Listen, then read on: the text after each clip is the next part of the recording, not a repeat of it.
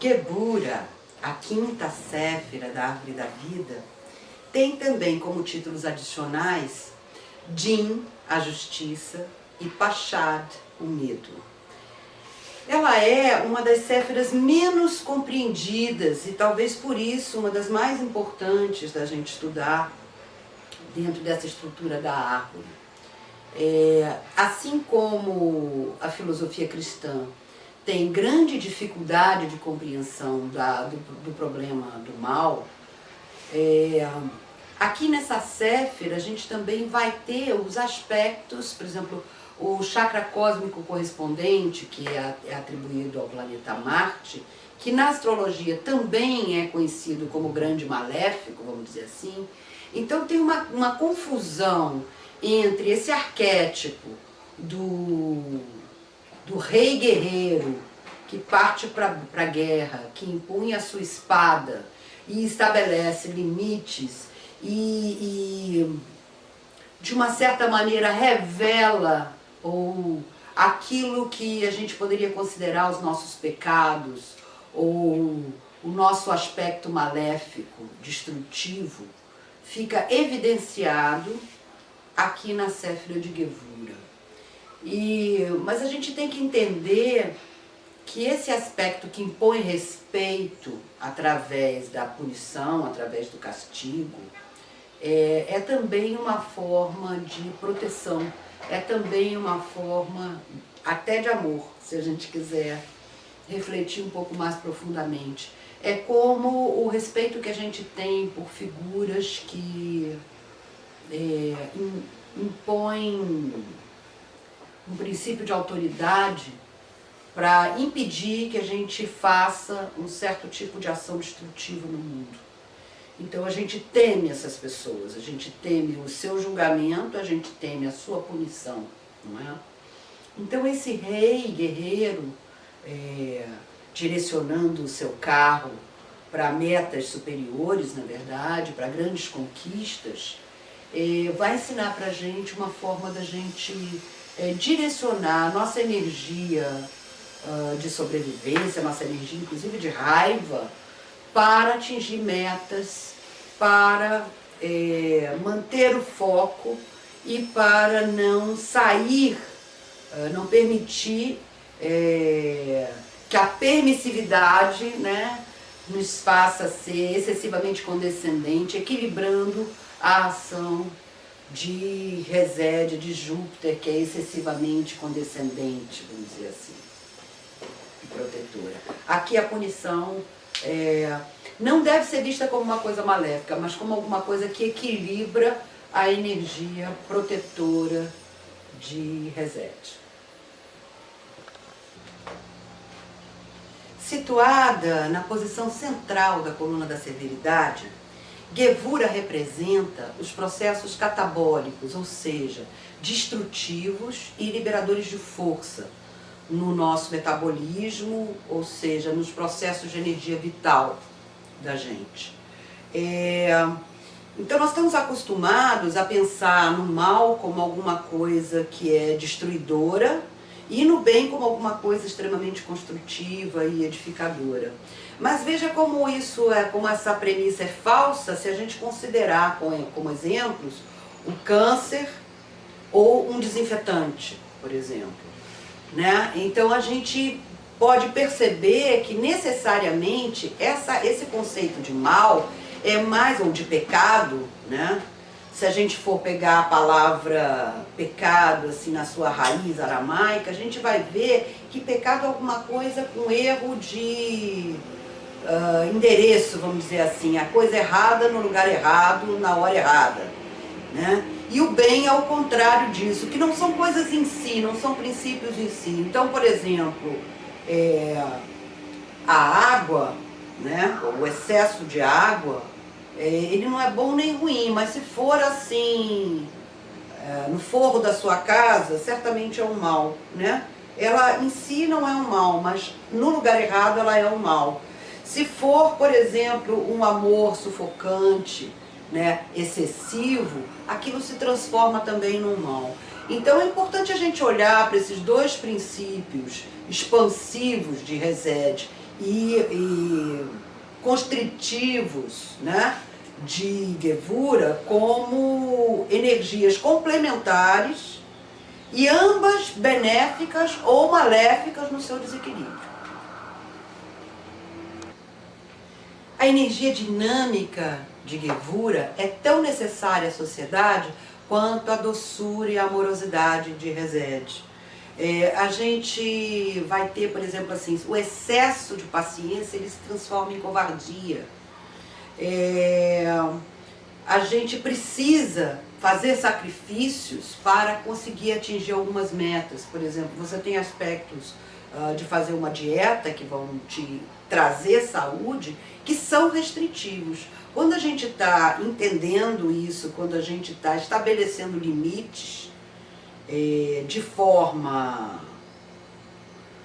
determinada, de forma aguda, vamos dizer assim, a gente está na esfera de Gevura, que é uma, vamos dizer assim, uma forma um pouco mais encarnada, vamos dizer assim, da energia de Binah, né, que estabelece a morte, inclusive.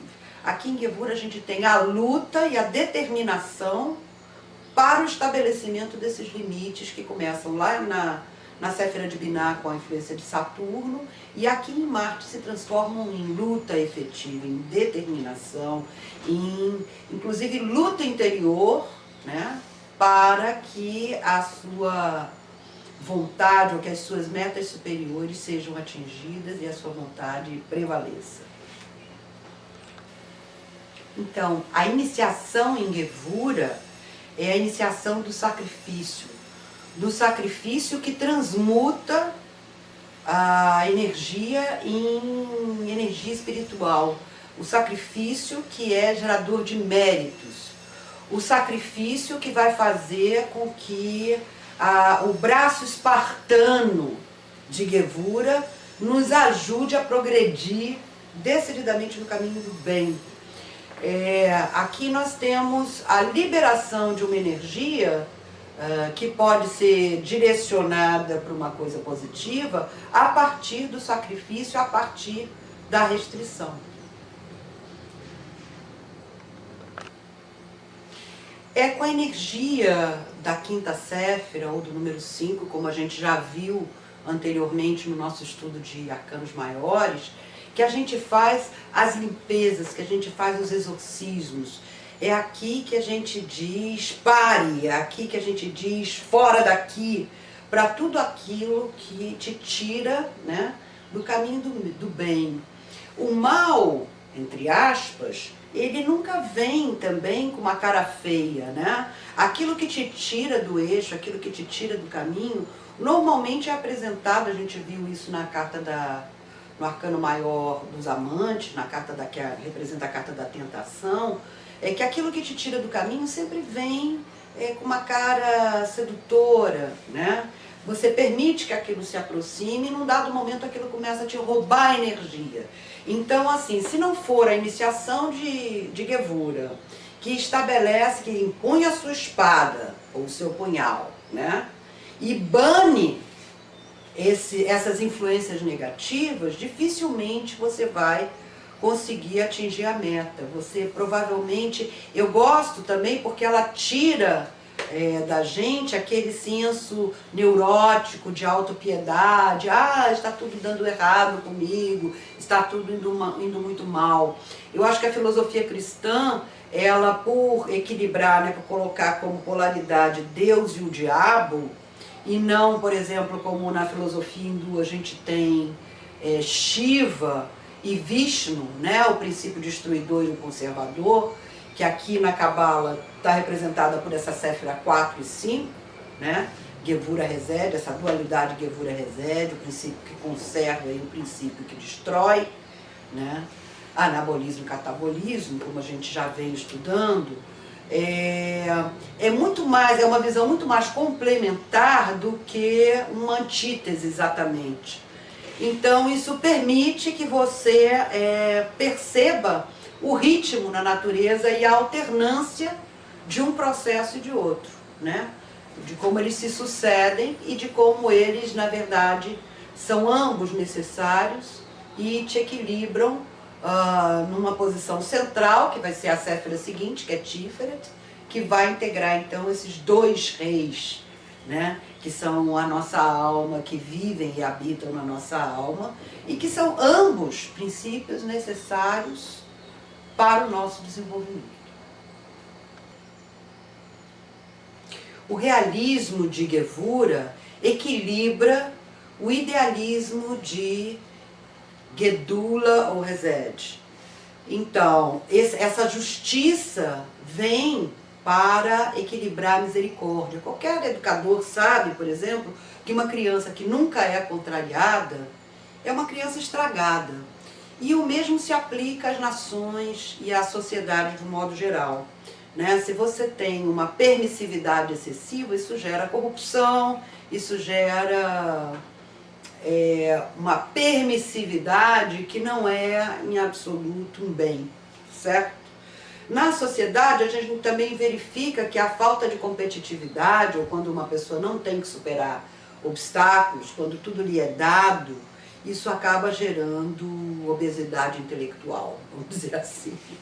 Então, o que a gente vai perceber aqui é que a energia de Gevura é a energia que te ajuda a vencer os obstáculos na vida. É a energia que restaura o equilíbrio, tirando tudo que é excessivo e que foi gerado com facilidade na Séfira 4 de Hesed.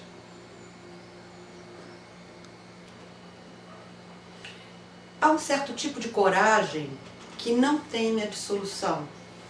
É como vencer o medo da morte. É como ter a compreensão de que aquilo que é realmente divino não é temporal, não é impermanente, não diz respeito ao universo relativo, vamos dizer assim. A iniciação de Gevura mostra pra gente que a gente pode se livrar de todos os aspectos impermanentes sem que a glória do Espírito seja atingida.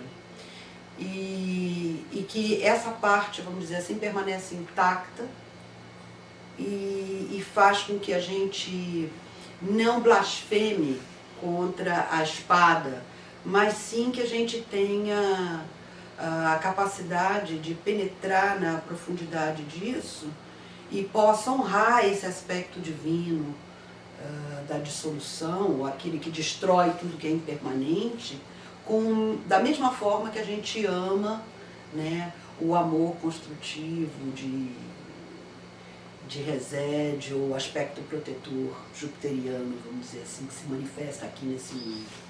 A gente tem que ser capaz de amar a espada.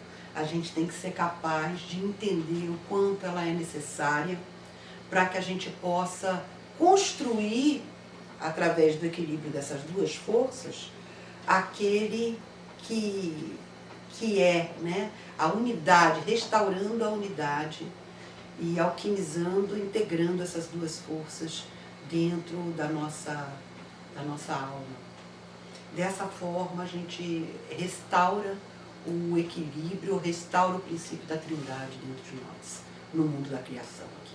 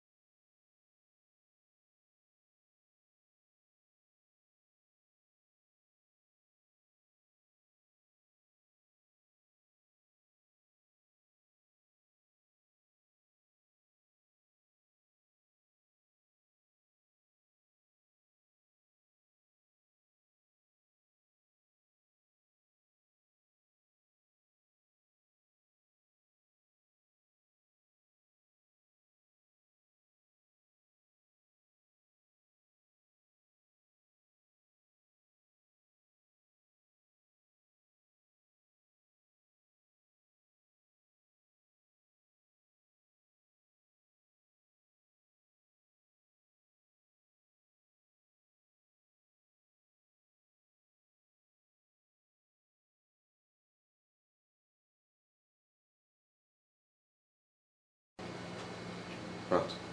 A energia e a coragem são as virtudes de Marte.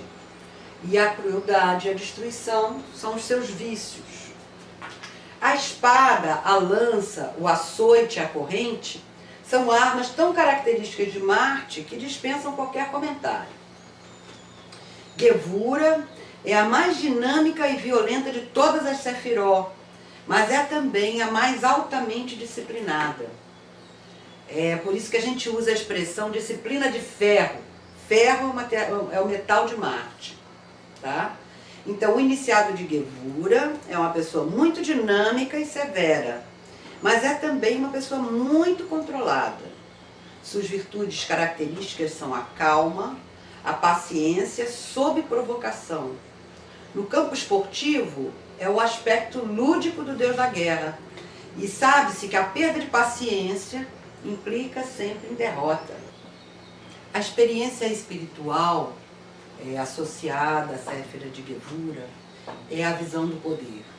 E aqui a gente tem essa dificuldade, né, com essa iniciação. Por exemplo, a iniciação de Gevura é considerada a iniciação do Adeptus Maior. E um Adeptus Maior é aquele que é capaz de invocar as forças do vento, vamos dizer assim. Mas ele também tem que ser capaz de cavalgar nessas forças.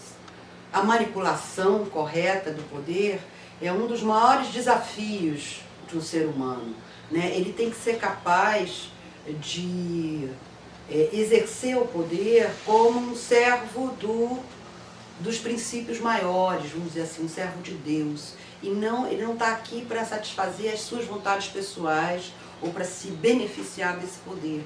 Mas, ao contrário, ele está aqui para conduzir as pessoas e servi-las, e servir às metas superiores também.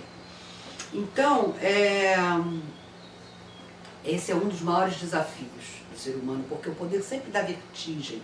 E ele acaba por seduzir, né? A gente vê tanto isso na vida, né? Dê poder a uma pessoa e você vai ver realmente quem ela é. Quem ela é não no aspecto mais divino, em geral, né? Quem ela é no seu aspecto mais corruptível, vamos dizer assim. Então, essa espada de Gevura, que é uma espada de severidade, de sobriedade, ela é absolutamente necessária para todo aquele que atinge o poder. Principalmente do ponto de vista iniciático, do ponto de vista do poder espiritual que a gente está falando, essa consciência maior ou essa ética do estar a serviço é uma das prerrogativas básicas. O iniciado de Marte é o arquétipo do guerreiro feliz. Ele luta sem malícia, ele perdoa os fracos e os feridos, ele é capaz de fazer cumprir as regras do jogo, né? Ele respeita as regras do jogo, é uma luta justa, essencialmente justa, mas ao mesmo tempo ele é capaz de agarrar as duas cabeças do gigante das Clifões e bater com elas e dizer vai de retro, volta da onde veio ou fique em paz, né? Então ele tem uma capacidade de combater infinita. E outra coisa, ele é o grande iniciador dos presunçosos, porque quando você faz o uso do poder de forma ilícita, né, sem que a justiça esteja te acompanhando, a punição vem junto. Tá? Então Marte é considerado também o grande iniciador dos presunçosos, aquele que faz com que os grandes coqueiros, os mais altos coqueiros, caiam também, tombem.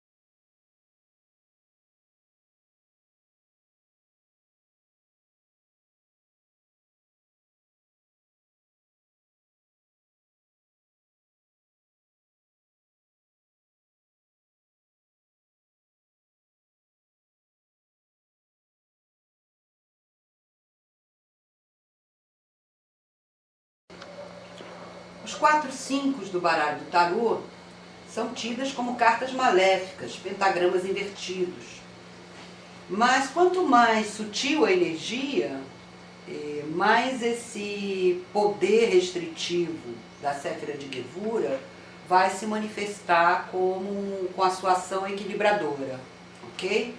Então, a gente tem assim, 5 de paus, elemento fogo, título tradicional, luta. Aqui trata-se da luta espiritual, o banimento, né? O exorcismo, restrição, amargura, esforço vão, divisão interna, impasse. 5 de copas, elemento água. Título tradicional, perda no prazer, decepção, desilusão, expectativas não satisfeitas, relações problemáticas, desequilíbrio emocional. 5 de espadas, elemento ar. Título tradicional, derrota. Aqui é o medo de perda, de sofrimento e do fracasso. 5 de ouros, elemento terra. Título tradicional, conflitos terrestres.